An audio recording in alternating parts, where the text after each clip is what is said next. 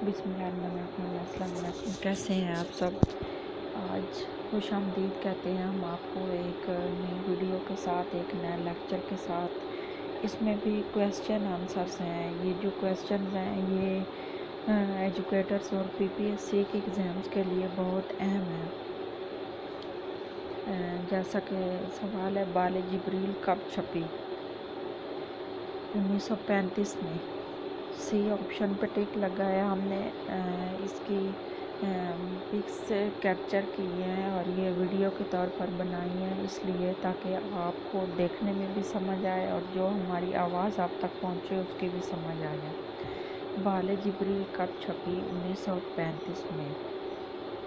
अच्छा, धनक पर कदम किसकी तहरीर है? धनक पर कदम ये एक सफ़रनामा है। ये बेगम अख्तर रियाजुद्दीन का है।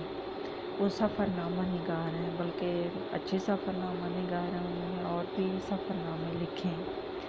धनक पर कदम बेगम अख्तर रियाजुद्दीन की तहरीर है और ये सफ़रनामा है। मिर्ज़ा गालिब का इंतकाल कब हुआ? 1869 में मिर्ज़ा गालिब का इंतकाल हुआ, यानी 1869 में। 1869 में मिर्ज़ा गालिब का इंतकाल हुआ। इस तरह के ये जो सन होते हैं ये याद रखिएगा। जैसे बाल जिब्रील कब छपी? 1935 में। और मिर्ज़ा गालिब का इंतकाल कब हुआ? 1869 में। ये इस तरह की जो तारीखें हैं ये कोशिश कीजिएगा कि आहिस्ता आहिस्ता जहन में रखें।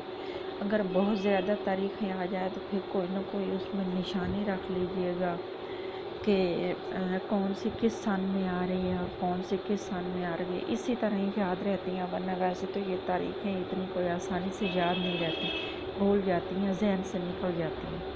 अच्छा, आगे मुहावरा है। तारे गिनना मुहावरे का क्या मतलब है? रात भर जागते रहना।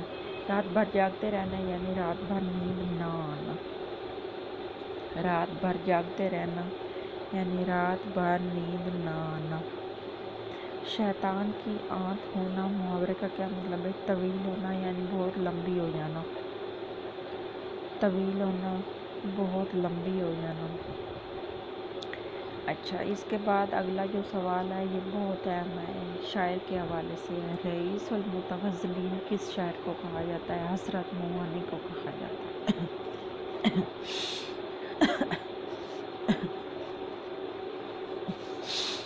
रईसुल मुतग़ज़्ज़लीन हज़रत मोहानी को कहा जाता है। रईसुल मुतग़ज़्ज़लीन हज़रत मोहानी को कहा जाता है क्योंकि वो गज़ल के रईस थे। उनकी गज़लें बहुत अच्छी हैं।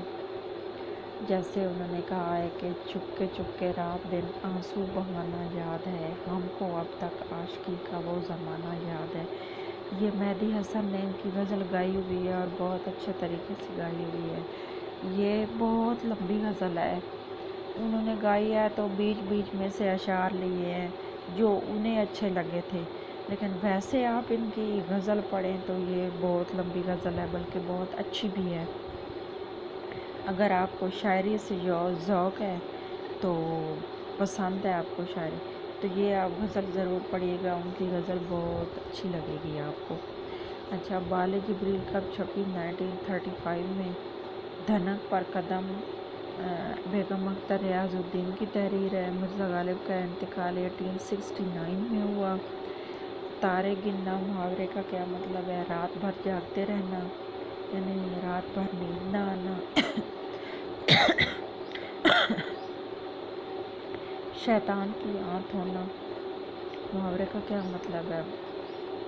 तवील होना, बहुत लंबी होना।